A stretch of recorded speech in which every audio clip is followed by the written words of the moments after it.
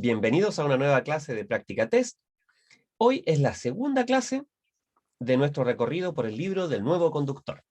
Como ustedes saben, nosotros vamos revisando clase a clase un tema del libro del nuevo conductor y hoy nos toca el segundo, que se llama Principios de la conducción y que incluye funcionamiento del automóvil, la energía y las leyes físicas y los elementos de seguridad pasiva. Vamos entonces a ver este tema, que es muy extenso, ya les adelanto eso, es un tema bien extenso,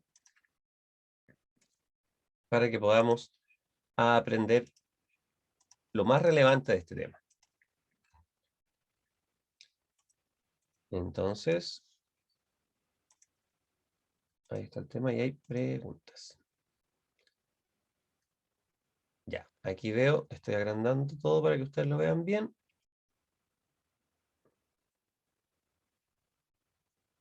Sí, ahí se ve clarito. Ya, entonces, como les contaba, este tema es bien extenso. Ayer dimos el inicio al curso, a las sesiones, ¿ya? Y yo les contaba que ha cambiado la mirada. Se dice paradigma, pero ha cambiado la mirada. Antes, en la conducción, cuando uno estudiaba estos temas, estaba centrado todo en el vehículo, ahora en las personas, ¿cierto? Este capítulo habla del funcionamiento del vehículo, pero con esta nueva mirada, que es el foco en las personas, ¿ya? Es un tema, podemos decir, de contenido duro, ¿ya?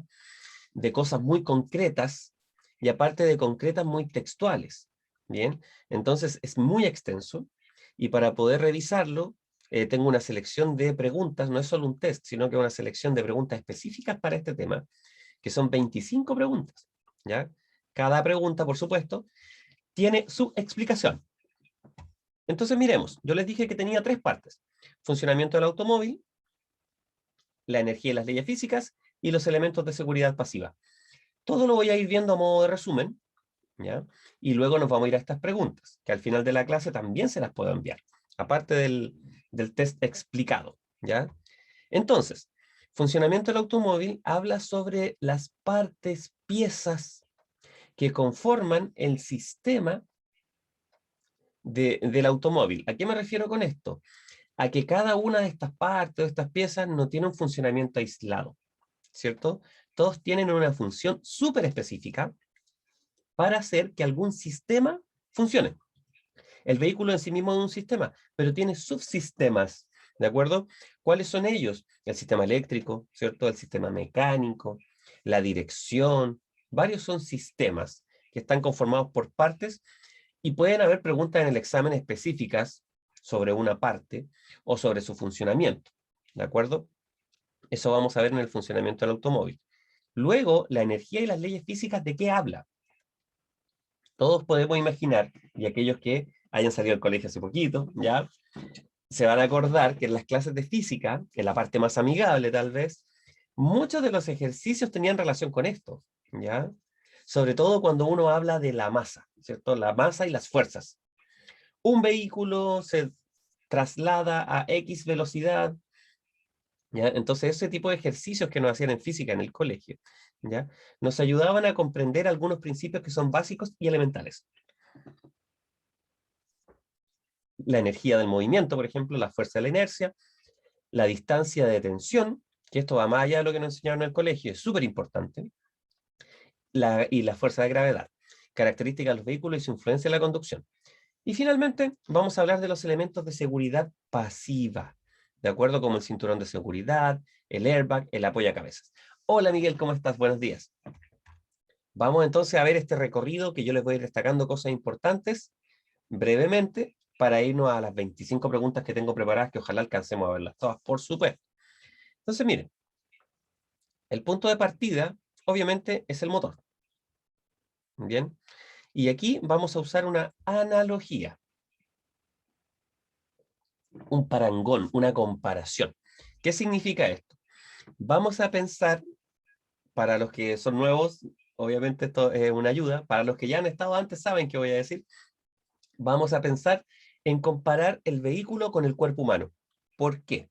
Porque el cuerpo humano es un sistema, también funciona con energía, ¿cierto? Y también necesita tener una temperatura en equilibrio, como el vehículo, por ejemplo, que tiene sistemas de enfriamiento. También necesita estar bien lubricado, ¿de acuerdo? Por los movimientos mecánicos. Entonces, dicho todo eso, nos va a servir como ejemplo para ir comparando estos dos sistemas, como un ejemplo para recordar.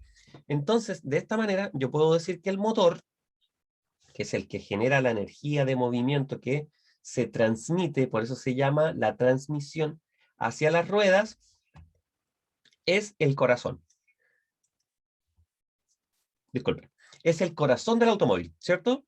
Entonces, si el motor es el corazón del automóvil, sabemos que sin él no se puede funcionar. Sabemos que él requiere algo, ¿cierto? Que es principalmente combustible para poder funcionar. Entonces, los vehículos particularmente funcionan con gasolina, la mayoría, pero también hay vehículos petroleros, ¿cierto? Y actualmente están apareciendo vehículos eléctricos. Miren bien, funcionamiento. La cantidad de giros que hace el motor por minutos se llaman RPM, que son revoluciones por minuto, las cuales son indicadas en el tacómetro. El tacómetro es una especie de reloj que está en los vehículos, a veces digital y a veces análogo, que muestra la cantidad de revoluciones por minuto. ¿Cómo uno puede percibir las revoluciones? Con su oído, cuando el vehículo suena muy, muy acelerado. ¿De acuerdo? Ejemplo, si el vehículo suena es porque tiene muchas revoluciones, estoy acelerando mucho. Y eso hace que el motor gire muy rápido. Entonces, la cantidad de revoluciones debe ser equilibrada en base a la velocidad a la que yo voy y al cambio, a la marcha en la que yo estoy. ¿De acuerdo? Ahí tenemos un ejemplo de este sistema bien complejo. Si pensamos un poco en esta comparación con el cuerpo humano, tiene algunas similitudes, ¿cierto? Con el cuerpo humano. Específicamente, no es que bombee necesariamente sangre como lo hace el cuerpo humano, que aquí podría ser benzina, sino que aquí llega benzina de la bomba de benzina, y la benzina permite que se generen explosiones que generan energía comprimida, y esta energía hace movimiento. Y esos movimientos mecánicos se van transformando de distintas formas y se transmiten. Entonces, esa energía inicial de los pistones, ¿cierto?, hace que a través de todos estos sistemas se transforme en una energía giratoria que es la de las ruedas. ¿Bien? Aquí hay unos videos, por supuesto, súper explicativos, bien prácticos, que ustedes pueden revisar. El sistema de lubricación. ¿Qué es el sistema de lubricación? Todos los vehículos requieren lubricantes. Tal vez ustedes han visto en la calle los lubricentros, que son en la práctica como talleres mecánicos donde se cambia el aceite principalmente. ¿Ya? El vehículo tiene varios líquidos que utiliza, ¿ya? Como el líquido de frenos, líquido de embriague, pero el principal y aquel que se debe cambiar constantemente es el aceite. ¿Qué sucede con el aceite? Primero, que es pregunta de examen. El aceite se debe cambiar bajo las indicaciones del fabricante, ¿ya? Siempre les cuento que los vehículos tienen un manual en físico, ya un libro.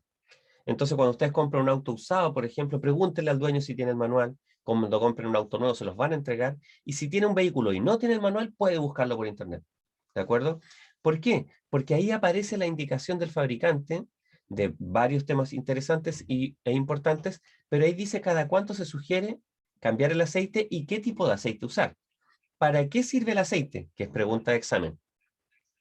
¿Cuál es la función del aceite en los vehículos? Aquí está marcado en negrita, ¿ya? Minimizar el desgaste y la fricción entre las partes móviles. ¿Qué significa eso en español? Que las partes metálicas del vehículo que están en contacto y tienen roce, ¿cierto? Fricción, se van a gastar. Entonces, para evitar ese desgaste, es necesario que exista una lámina, una capa de lubricante, de aceite. ¿Bien? Entonces, ¿para qué se utiliza el aceite? Para minimizar el desgaste y la fricción o el roce de las partes móviles.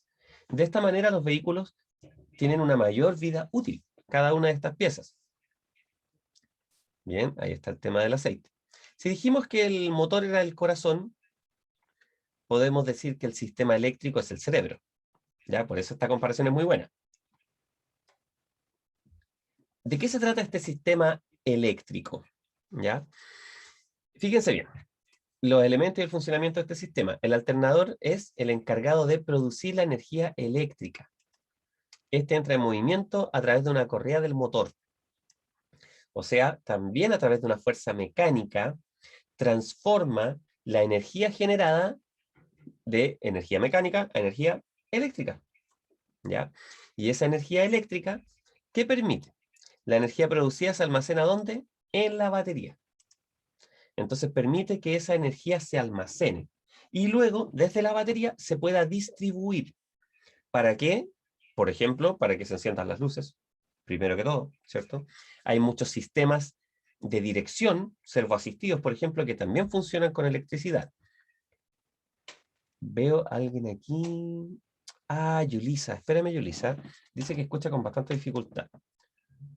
¿Yulisa? Veamos esto. Aquí yo escucho perfecto, pero los monitores que tenemos acá están por los mismos, la misma conexión. Ya sigo con problemas. ¿Sí? Yulisa, intenta desconectarte y conectarte nuevamente. ¿Ya?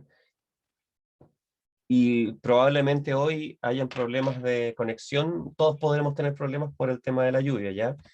Ok, bien, Yulisa, para que no te lo pierdas. Entonces, fíjense bien, aquí habla sobre la correa que esté poco tensa. Entonces, eso minimiza el efecto del alternador. Habrían problemas eléctricos.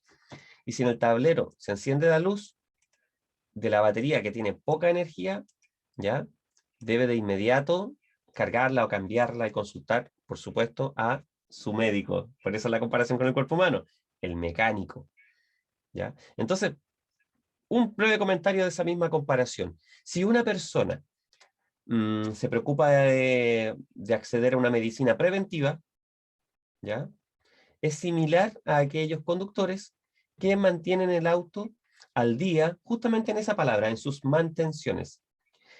Saben cómo está la batería, los niveles de todos los líquidos. Aunque uno no sea experto en mecánica, puede acceder a servicios que, por supuesto, realizan estas revisiones. Y saber que el sistema completo está en un buen funcionamiento porque todas sus piezas están en buen estado. Ante posibles fallas del sistema eléctrico, esto se ve muy chistoso, hay unas, son más pequeñitos por supuesto, hay unas pequeñas ampolletitas planas que se llaman fusibles, y cuando se queman nos están avisando de que algo está fallando, como por ejemplo algún foco, ¿ya? Y están diseñadas para evitar que se queme el foco. Es un sistema de seguridad eléctrico. Bueno, aquí voy a adelantar, porque quiero que lleguemos a las preguntas. El sistema de combustible, ¿cierto? La misma historia que el aceite. Es súper importante que ustedes sepan dos cosas. Uno, en el caso de un auto usado, ¿cuál es el combustible recomendado por el fabricante? Primera parte. Y segundo, también preguntarle al dueño los fusibles qué función cumplen. Lilibet, vuelvo a los fusibles. Los fusibles están en una caja, ¿ya? Y son un sistema de protección eléctrica. Entonces, cuando hay una falla y el vehículo detecta esta falla, antes de que se queme un foco, se quema un fusible. ¿Bien? Y puedes tener una alerta en el tablero. Entonces tú llevarías el auto al mecánico, al eléctrico, él lo revisaría, diría, sí, el vehículo está diciendo que hay una falla en el tablero, una luz. Va a revisar los fusibles y va a decir, ah, hay un fusible quemado. Y va a reemplazar este fusible, pero al mismo tiempo va a revisar qué sucede, por ejemplo, con las luces. La mayoría de las veces son las luces. Entonces, esa es la función de los fusibles. Volvemos al combustible. El combustible es importante saber qué recomienda el fabricante, qué combustible usar, 93, 95, 97 octanos en los casos de las bencinas. Bien, y también cuando compran un vehículo usado, preguntarle al dueño, ¿ya? Al ex dueño, qué combustible utilizó siempre con el vehículo, ¿ya? Es muy, muy importante. Bueno, al cargar combustible, lo sabemos, sistemas de refrigeración. Esta energía que provoca el motor, que es como el corazón, es igual al cuerpo humano, igual. Nosotros, aunque estemos quietos, aunque estuviésemos meditando, ¿ya? En una posición muy pasiva, nuestro corazón está en movimiento. El movimiento genera energía. La energía genera calor. ¿cierto? Entonces, nosotros necesitamos un sistema que nos mantenga en una temperatura equilibrada. Bien, tener menos de la temperatura adecuada para el cuerpo es negativo, ¿cierto? Para el vehículo también. Entonces, el vehículo tiene un sistema de refrigeración. Fíjense bien, el objetivo de este sistema obviamente es enfriar el motor, ¿cierto? Porque el motor se calienta en el movimiento, que genera la energía. Para enfriar el motor se usa, y esto es súper importante, líquido refrigerante, no agua. No agua corriente, agua de la llave, no, líquido refrigerante. ¿Qué es lo que es este líquido refrigerante? Es agua destilada con anticongelante, ¿bien? El cual circula por canales de bloqueo del motor y pasa desde ahí al radiador, ¿de acuerdo? Aquí algo súper, súper importante. Si algún vehículo está a una alta temperatura, debería indicarlo en el tablero. Pero esta es una clásica falla que ustedes alguna vez van a ver en la carretera, un vehículo que está al costado, con la tapa delantera destapada, con el capot elevado, ¿ya? Y mucho vapor saliendo, como si se estuviese incendiando. Cuando ustedes vean eso, van a pensar de inmediato qué es lo que le puede haber pasado a esa persona. Ya, lo que pasó en ese vehículo es que el vehículo se calentó. Eso es lo mismo que agua desmineralizada. Denise, sí, sí, sí, se refiere a lo mismo, agua sin minerales. Sí, un ejemplo, ya yo siempre llevo ejemplos de la vida real como para entenderlo. Si a alguien les gustan las plantas, o a su abuelita, ya a su mamá, su papá, ustedes se van a dar cuenta que en algunas casas que se riega, es triste, pero se riega con agua potable, imagínense, agua que podríamos beber, en otros países no se puede.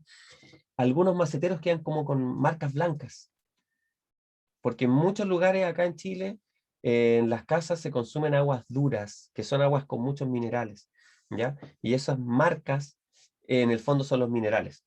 Eso en un vehículo es muy nocivo, en cualquier parte es nocivo, pero en el vehículo podría obstruir el sistema. Y ese es el gran problema de usar algo que no sea agua desmineralizada, este tipo de aguas que se están señalando destiladas, y con anticongelante.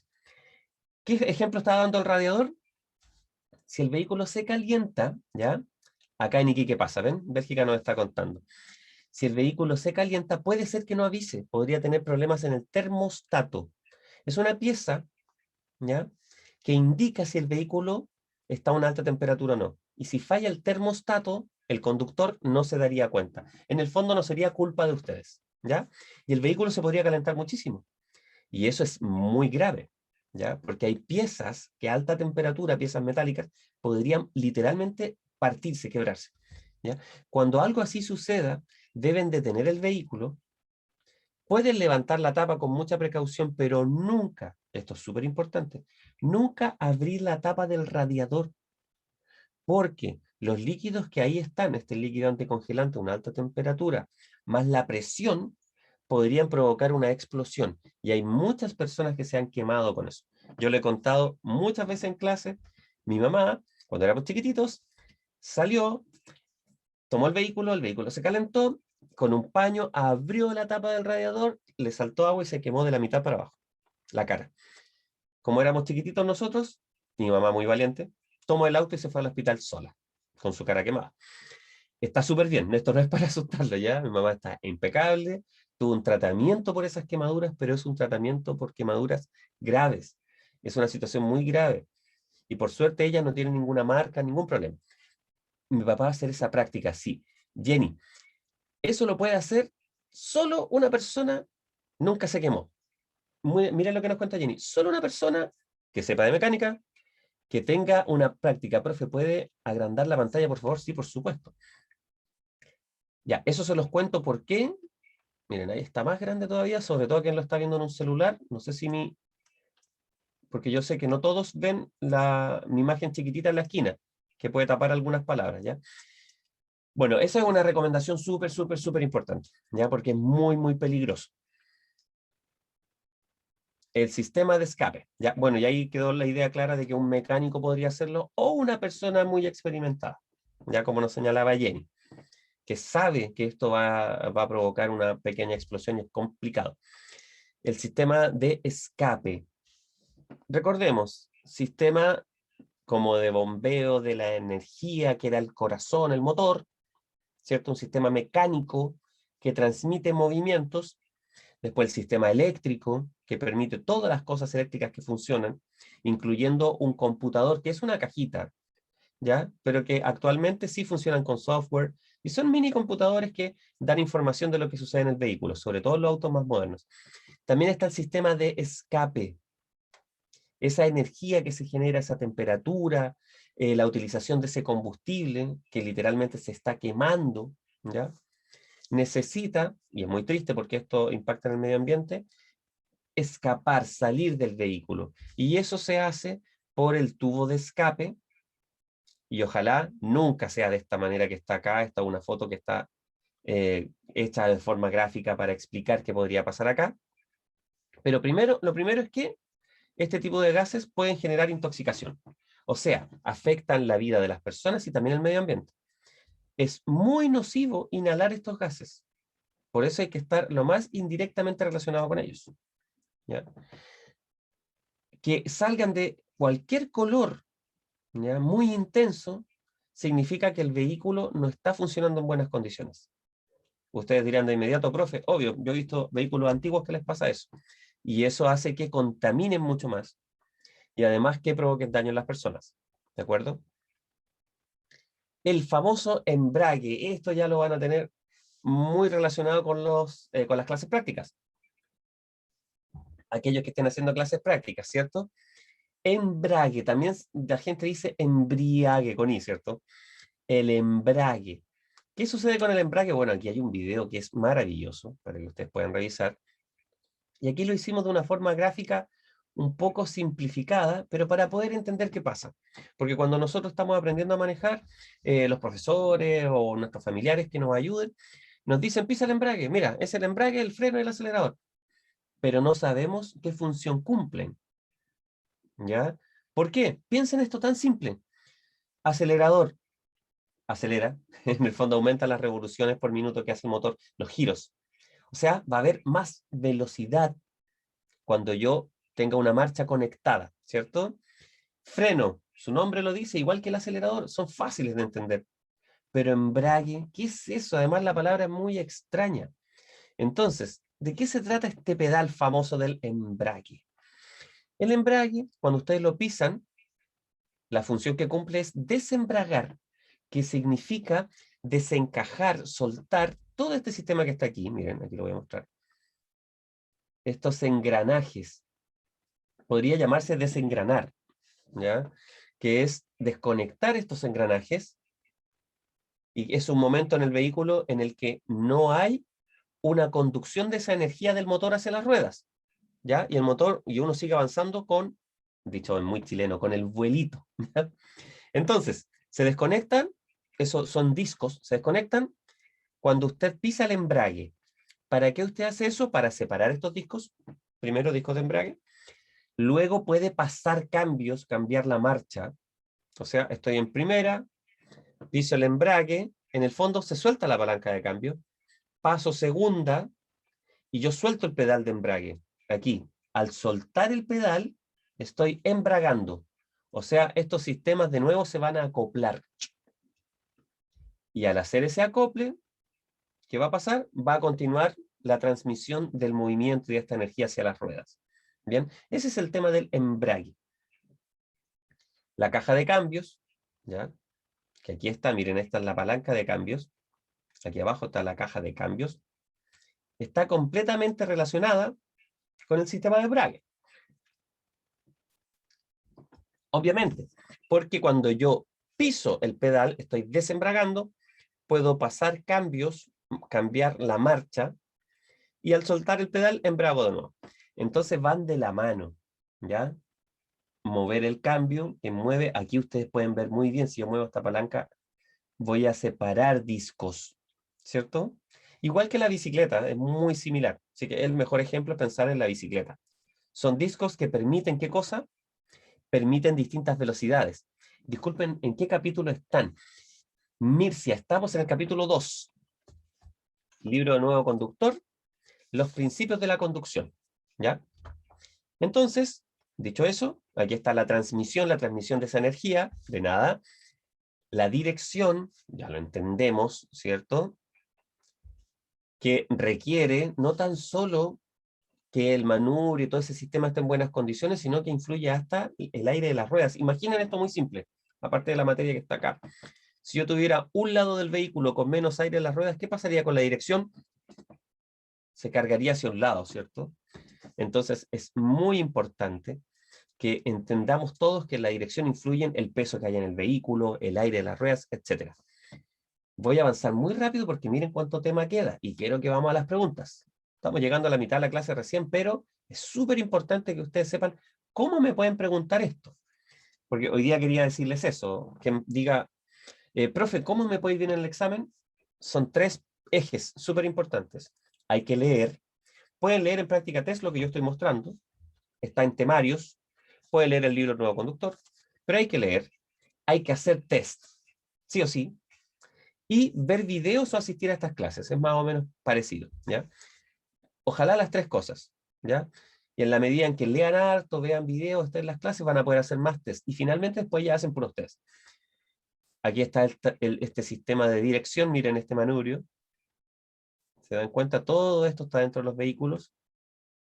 Y con distintos tipos de engranajes y conexiones van transmitiendo los movimientos y los transforman. Por eso se llaman estos mecanismos que son, aquí ese mecanismo asombroso, realmente lo es. Es algo tan simple, pero que permite que cuando yo gire, las ruedas giren. Pero dentro del vehículo está pasando todo esto. Suspensión y amortiguación está hecha no tan solo para el confort al manejar, sino para proteger el vehículo también. Profe, tengo una duda de los test. ¿Se pueden hacer los intentos que sean necesarios en práctica test, dices tú, Denise? ¿Ya? Cuéntanos, Denise, si es en práctica test o el día del examen, en la municipalidad, ¿ya? Cuéntanos eso. Bueno, los amortiguadores lo dijimos, los frenos. Aquí es súper importante decir que hay que mantener los frenos en buen estado, primero, ¿cierto? Controlar el líquido de frenos. El pedal tiene un largo, se llama así, el pedal está muy largo cuando uno pisa y el pedal se va muy a fondo. Eso se controla con los mecánicos, lo pueden ajustar. El freno de mano también, freno de estacionamiento, ¿bien? El líquido de freno y finalmente los frenos ABS, que vamos a explicar qué es. Los frenos ABS tienen la siguiente función. Cuando usted frena, las pastillas, las balatas, es un sistema que atrapa la rueda y la rueda deja de girar. ¿Qué descubrieron los investigadores sobre esto? Que cuando uno va manejando, imaginen, a una alta velocidad y frena, cierra este sistema, se trancan las ruedas y uno comienza literalmente a patinar y pierde el control del vehículo. Entonces, ¿qué descubrieron? Que para mantener la adherencia con el pavimento, con la calle, con la calzada, no debían dejar de girar las ruedas, porque ahí uno patina cuando dejan de girar, sino que deberían girar y frenar, girar y frenar. Entonces el freno ABS hace eso. Suelta y aprieta, suelta y aprieta, suelta y aprieta. Yo lo digo así, pero lo hace muy rápido. Muchas veces, por eso, ¿cuándo se les va a activar el ABS? Cuando frenan de golpe, una frenada intempestiva, pisan y el pedal de freno se va a ir más a fondo y van a sentir que vibra. Incluso puede sonar, ¿ya? Les va a dar risa, pero es como... Y eso que yo hice está haciendo frenar, soltar, frenar, soltar. Entonces cuando suelta, son una medida de tiempo muy mínima, mantiene adherencia, vuelve a frenar, baja la velocidad del vehículo, permite no perder el control. Eso permiten los frenos ABS. Bien, neumáticos, esto es pregunta de examen, lo vamos a ver. Tienen que tener en sus surcos estos dibujitos una medida mínima de 3 milímetros y nunca debe ser inferior a 1,6, o si no lo van a rechazar en la revisión técnica. ¿Ya? Y quiero avanzar todo esto para poder irnos a las preguntas. Las luces, lo vamos a ver en preguntas. Los espejos. Quiero que hablemos de esto, de la energía y las leyes físicas.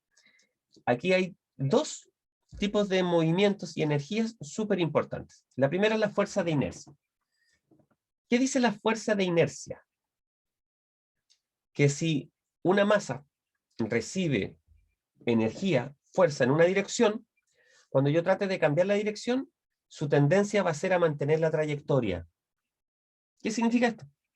Que cuando vamos en un vehículo en una línea recta, en una calle recta, vamos, imaginemos una alta velocidad, voy a 100 kilómetros por hora, está permitido, y tengo una curva muy marcada, cuando yo doble toda la masa, o sea, los cuerpos que estén en el vehículo, tanto las personas como la carga, ¿ya? Un bolso, pensémoslo, ¿ya? Van a tender a seguir en línea recta.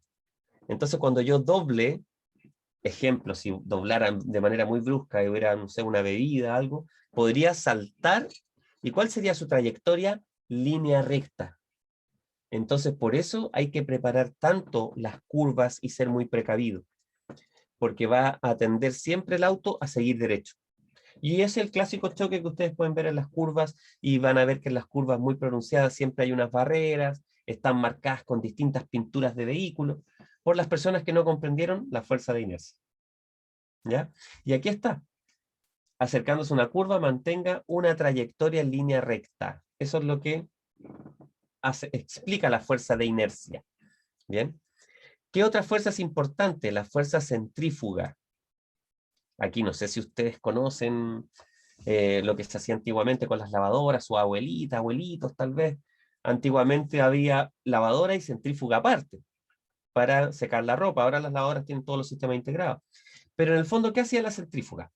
Gira para que la ropa se pegue en los costados y bote el agua. ¿Por qué les cuento esto? Porque esa fuerza de giro hace que los cuerpos se vayan hacia afuera. Entonces, en la misma curva, aparte de la fuerza de inercia que pretende que el cuerpo siga en línea recta, también expande e impulsa los cuerpos hacia afuera. Esa es una fuerza centrífuga. Lo contrario sería centrípeta, hacia adentro, pero esto es hacia afuera. ¿Ya? La fuerza centrífuga. Aquí está, pues en esta parte, si este vehículo si doblara a muy alta velocidad, todos se irían cargando hacia afuera, ¿cierto? Por esta idea de la línea recta y por la fuerza centrífuga. Esta es la última parte que les voy a explicar y nos vamos a ir a preguntas, pero se los voy a explicar porque esto es súper, súper importante.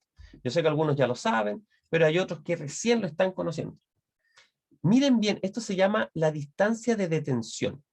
Y aquí los conceptos se empiezan a enredar un poquito. Distancia de detención. ¿Qué significa esto? Yo voy conduciendo mi vehículo y cuando frene, el vehículo no va a frenar de golpe, ¿cierto? Sino que el vehículo va a avanzar una parte, un trayecto, un trozo de calzada antes de detenerse. Les voy a dar un ejemplo. Si ustedes van a 100 kilómetros por hora en una calle, ¿ya?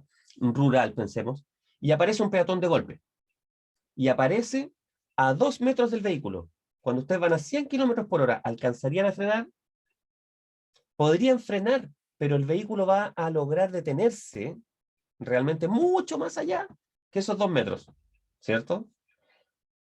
Otra cosa distinta, van en el mismo camino rural a 100 kilómetros por hora, pero a 100 metros de distancia, ven que aparece un animal en el camino, en la calzada. Ustedes comienzan a frenar y el vehículo va a tener 100 metros para detenerse para evitar ese impacto. ¿Se entiende la idea? O sea, la distancia de detención es lo que recorre el vehículo antes de dejar de girar sus ruedas y detenerse por completo.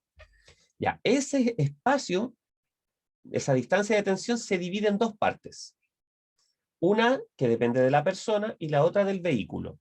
La primera que depende de la persona se llama distancia de reacción. Una consulta. A sacarlo por 170, pero los videos dicen que sale por 180. ¿Cuál es la correcta? Ya, les voy a explicar cuál. Fíjense bien. Estoy explicando muy básico parece. Pero una es la que depende de las personas. ¿Ya? Yo veo algo en la calzada, pienso, porque lo veo, interpreta mi cerebro, envío el impulso, de verdad, no estoy exagerando, y piso el pedal. Todo eso puede suceder en un segundo. ¿Bien? Y eso se va a llamar distancia de reacción. Desde que yo vi un problema, pienso, piso el pedal, esa es mi parte. Un segundo, aprox. Luego de que yo pisé el pedal, le di la información al vehículo, esta información mecánica, el vehículo hace funcionar su sistema de frenos y comienza a frenar. Y esa otra distancia es la distancia de frenado. Entonces tengo la distancia de reacción, que es de la persona, y la distancia de frenado. Aquí está de manera gráfica. ¿Bien? Cuando ve un obstáculo, el conductor pisa el freno. Aquí está cuando lo ve, piensa, se demora en reaccionar, pisa y el vehículo comienza a frenar. Y en total, ambos dan la distancia de detención. Lo vamos a ver en una pregunta. Ahí les voy a decir por cuánto, 170, 180, cómo se multiplica, ¿ya? Para que lo podamos hacer. Así que ahora nos vamos a ir a las preguntas. Aquí esta tabla explica con pavimento seco cuánta distancia hay. Aquí el ejercicio ya está hecho, ¿ya? Lo vamos a hacer en una pregunta, pero para mostrarles un ejemplo. A 40 kilómetros por hora, en pavimento seco, usted va a avanzar 19 metros desde que ve algo hasta que el auto se detiene. Harto, ¿cierto? Imagínense a 110 kilómetros por hora, avanza 90 metros. Pero cuando el pavimento está húmedo y hay deslizamiento, miren a 110 kilómetros por hora, ¿cuánto se va a desplazar? 269 metros, ¿ya? Entonces, vamos a nuestras preguntas, porque son muchas, muchas, muchas preguntas, ¿ya? Y yo los voy a ir guiando. Algunas cosas no alcanzamos a leerlas de inmediato acá en el resumen, pero vamos a ir viendo cuáles ya usted ha leído y cómo van con esto. En un vehículo, ¿cuál de los siguientes elementos reduce el riesgo de lesión en el cuello en una colisión? Jenny nos dice B. Un asiento con apoyacabezas ajustado en forma apropiada. Una columna de dirección colapsable, Patricia dice B. Los frenos ABS. Un asiento dotado de airbag. Un asiento con apoyacabezas, un poco lógico porque pregunta por el cuello, ¿cierto? Sí, eso está correcto. ¿Qué referencia debe tomarse en cuenta para regular la altura del apoyacabezas?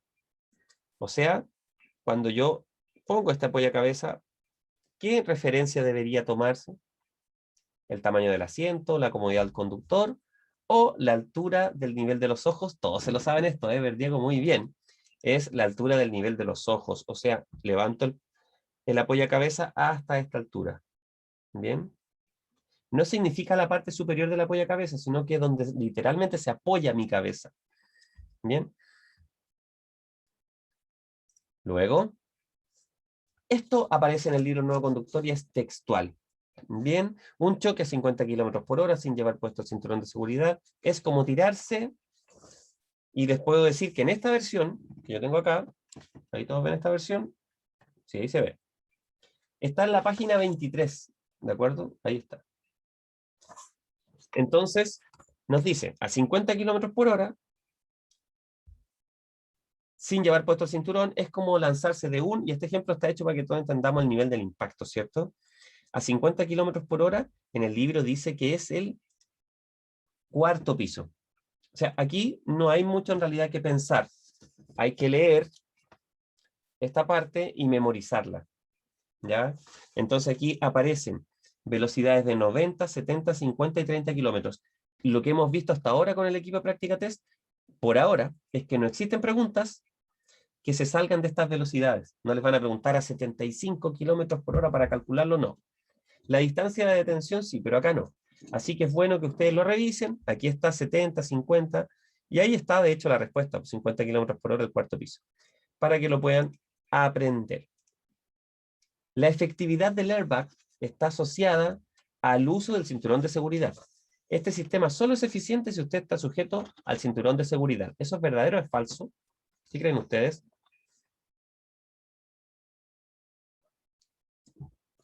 Claudia, Miguel, Jenny, todos dicen B, sí, por supuesto. Miren el ejemplo. Aquí está el cinturón. Sin el cinturón, uno podría moverse para cualquier parte en el caso de un impacto, ¿cierto? Así que esto es verdadero. Siguiente pregunta. ¿Cuál de las siguientes afirmaciones es verdadera con respecto al uso del cinturón de seguridad? ¿Los airbags bolsa de aire reemplazan ventajosamente al cinturón de seguridad? ¿El cinturón de seguridad disminuye las posibilidades de sufrir lesiones en un accidente? Para quienes viajan en asiento trasero, el cinturón no les presta utilidad. Jenny dice D, Claudia, Miguel. Rápidamente. Lo es. Disminuye las posibilidades de lesiones en un accidente. ¿Cómo puede evitar el efecto submarino del cinturón? Les muestro el efecto submarino para que ustedes vean qué es. ¿Ya? Porque si no, van a decir, profe, ¿pero qué es eso? Qué rareza más grande, ¿cierto? Ahí está. Que si el cinturón no está bien ajustado, en el caso de un impacto, usted se iría hacia adelante. Miren, ahí se desplazó hacia adelante el conductor, se golpea. Y cuando vuelve atrás, como el cinturón no está bien ajustado, cae hacia abajo. Aunque ustedes digan, pero aquí hay muy poco espacio. El cuerpo humano es muy flexible y en el caso de un accidente pasan cosas sorprendentes, muy tristemente. Ese es el efecto submarino. ¿De acuerdo? Volvamos a nuestra pregunta entonces. Ahí está. ¿Cómo puede evitar el efecto submarino del cinturón de seguridad? Asegúrese de que el cinturón esté bien tensado. A, dice Ariela. Miguel dice D. No ponga toallas o almohadas, siempre debe conducir en una postura adecuada. Póngase el cinturón de forma adecuada y todas las respuestas mencionadas. D y A. D y A son las que están liderando. D y A.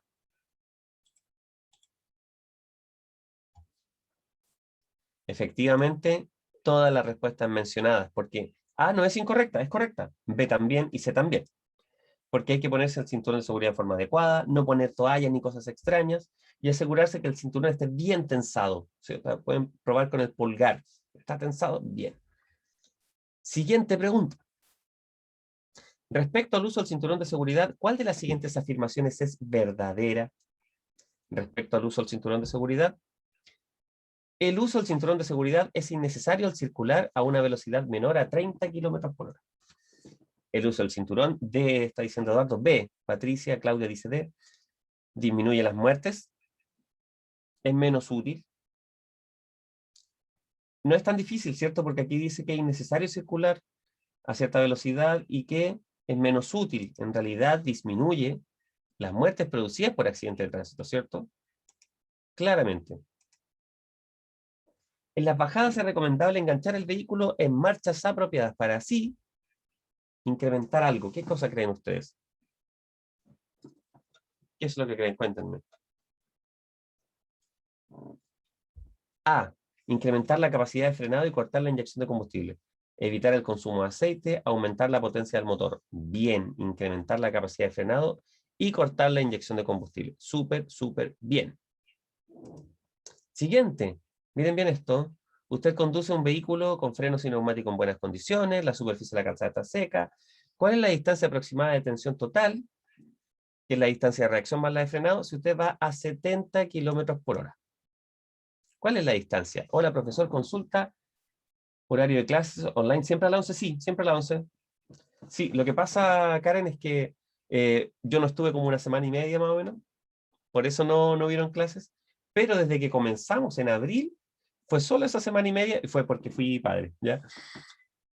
No hemos parado, excepcionando esta semana y media, todos los días de lunes a viernes a las 11. Y recuerden que esta semana va a ser hasta el sábado, porque perdimos el día feriado, y la otra semana también, martes a sábado, martes a sábado. 45 metros aproximadamente, dice Samuel. Ya, aquí está lo que preguntaban recién. John dice D. Antes de responder, vamos a decir cómo se puede calcular de forma práctica y de forma más exacta. Primero, vamos a ver esta explicación. Miren, la distancia de reacción es la distancia que recorre el vehículo cuando usted mira, piensa y pisa el pedal, ¿cierto? El conductor. ¿Cómo se puede calcular la distancia de reacción, que es la más fácil? Multiplicando la primera cifra de la velocidad por 3. Volvemos acá. ¿A cuánto va usted? ¿A qué velocidad va? 70 kilómetros por hora. Ejercicio simple. Respondamos no como alternativa A, B, C, D, sino que en el mismo chat, díganme, ¿cuál es la distancia de reacción a 70 kilómetros por hora? La distancia de reacción. ¿Cuántos metros es? Fácil, ¿cierto? Carolina, Eduardo, súper rápido. ¿Por qué? Porque yo multiplico por la primera cifra, por 3. Entonces, si voy a 70 kilómetros por hora, 7 por 3, 21. 21 metros voy a avanzar mientras veo, pienso y piso el pedal. 21 metros, harto. Asimismo, si fuera 80 kilómetros por hora, etcétera, etcétera. ¿Ya? Serían 24 metros, etcétera, etcétera. Ya tengo los 21 metros, pero esa es la mitad, es la distancia de reacción. Para tener la distancia total de detención, me falta la distancia de frenado, que es lo que hace el vehículo. Y aquí viene la parte difícil. La forma más fácil de calcular, así como hicimos 7 por 3, ¿ya? Es hacerlo por 5. Bien, entonces el mismo primer dígito para la distancia de reacción multiplico por 3. Para la distancia de frenado multiplico por 5. 7 por 5, 35, más los 21, 46, ¿cierto? No, 56, disculpen, 56, estoy haciendo rápido. 56. No está en la alternativa, pero podría pensar cuál es el más cercano. Sería la B, ¿cierto? El más cercano es 56. Ahora vámonos a un cálculo que es para los matemáticos, porque esto lo van a hacer rindiendo el examen, ¿cierto? Muy bien, Jenny. Este es el otro cálculo que hay, y aquí está la respuesta que me preguntaba, que es por 180. ¿Ya? Entonces también puede elevar el primer dígito de la velocidad al cuadrado, dividirlo por 180 y luego multiplicarlo por 100. Aquí está el ejercicio completo. 7 por 7, dividido en 180, por 100. Eso da 27 metros. Entonces, finalmente, tendría los 21 más los 27, que es 48, y ahí me daría lo más cercano a 45 metros. Bien, sé que es un poquito enredado, pero esa es la alternativa correcta. Nos quedan muchas preguntas y muy poco tiempo. Ya nos pasamos, pero vamos a estar un ratito más. Luego, si no alcanzamos a ver todas las preguntas, se las puedo enviar para que el que quiera, que tenga tiempo, pueda estudiar con el temario y haciendo preguntas focalizadas, antes de irse a un examen aleatorio rápidamente, ¿ya? Así que sí se las voy a mandar. Miren qué rápido. ¿De qué forma se calcula la distancia de reacción? Usted puede estimar aproximadamente la distancia de reacción multiplicando por 3, ¿cierto? ¿Ya lo vimos tan rápidamente? Correcto. Así de fácil. Siguiente pregunta. Cuando un conductor toma una curva, ¿cuál de estas opciones no influye en la fuerza centrífuga? El radio de la curva, es como la inclinación, si es más cerrada o abierta, el viento o la velocidad. Patricia dice B, de inmediato, ¿cierto? Porque la velocidad sumado a la cantidad de giro que tenga esta curva es lo que va a determinar la fuerza centrífuga, no el viento. Al conducir sobre una calzada con hielo, usted siente la dirección de su vehículo más liviana. ¿Por qué sucede esto? Que esto es difícil. Porque los neumáticos están demasiado duros, porque los neumáticos tienen menos adherencia a la calzada, porque hay hielo, ¿cierto? Porque los neumáticos están demasiado blandos, porque los neumáticos tienen más adherencia. B, tienen menor adherencia a la calzada, ¿cierto? Excelente, excelente. Última pregunta. Los espejos retrovisores de su vehículo deben estar mirando hacia el piso, deben estar cóncavos, siempre con una patente del vehículo grabada, por ejemplo, o ajustados adecuadamente. ¿De dicen ustedes? Ajustados adecuadamente. Vamos a confirmar. Por supuesto, deben estar ajustados adecuadamente. ¿Adecuadamente a qué se refiere? A el conductor que va a manejar ese vehículo, ¿cierto? No a otra persona, al conductor. A la distancia que usted utiliza del manubrio, porque eso es por comodidad también. Bien, así que es D. Entonces, miren, quedan hartas preguntas, ¿ya? Vamos a dar por finalizada esta grabación.